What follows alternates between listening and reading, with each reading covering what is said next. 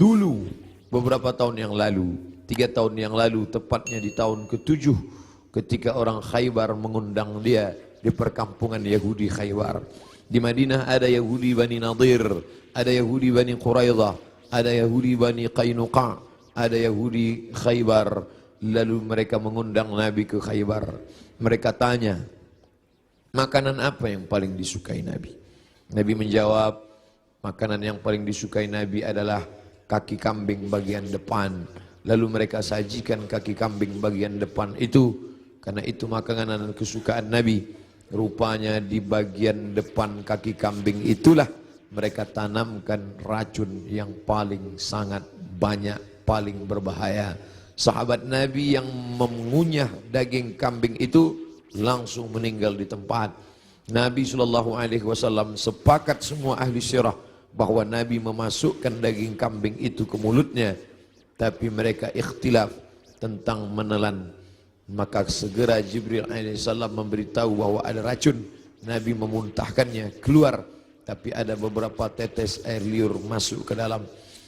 Kenapa itu terjadi? Bukankah Allah menjaganya? Bukankah malaikat mendapatkan wahyu, mendapatkan ilham, mendapatkan pesan untuk menjaga Nabi? Kenapa bisa terjadi? Hikmah di balik itu menurut ahli sirah, Allah ingin menyempurnakan nikmat kepada Nabi Muhammad sallallahu alaihi wasallam, bukan hanya sebagai nikmat penutup para nabi dan rasul, tapi juga nikmat sebagai mati sebagai seorang syahid. Dia sudah cukup penutup nabi dan rasul, tapi Allah lengkap, tak ingin hanya sebagai penutup nabi rasul, dia juga meninggal sebagai seorang syahid karena meninggal akibat racun yang tertelan di Khaybar. Aku masih merasakan sisa-sisa racun itu, wahai Aisyah. Lalu kemudian Nabi SAW sempat mengalami kehilangan kesadaran. Lalu sahabat mengambilkan air yang disimpan di dalam qirbah kulit kambing yang dijahit, sampai tidak keluar air dari kulit kambing itu karena ketat jahitannya. Lalu kemudian disiramkan ke wajah Nabi Muhammad sallallahu alaihi wasallam. Ketika air itu disiramkan ke wajah Nabi, Nabi pun tersadar. Dan saat Nabi tersadar, apa yang dia inginkan?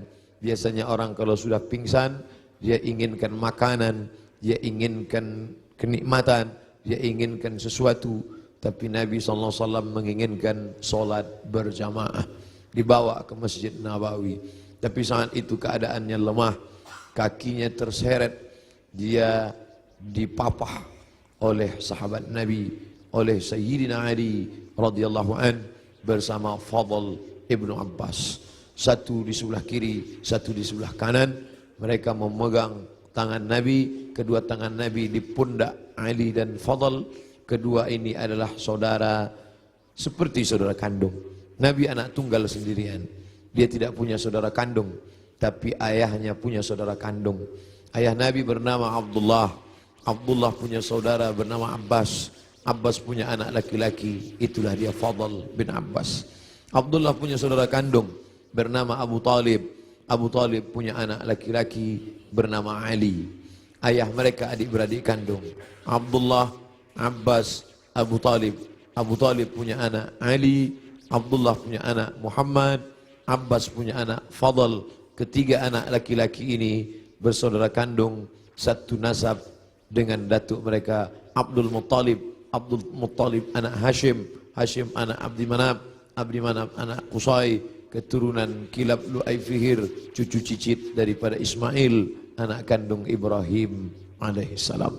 Maka pada saat itu saudara yang seperti kandung ini memapah Nabi, membawa ke Masjid Nabawi. Nabi tetap tidak meninggalkan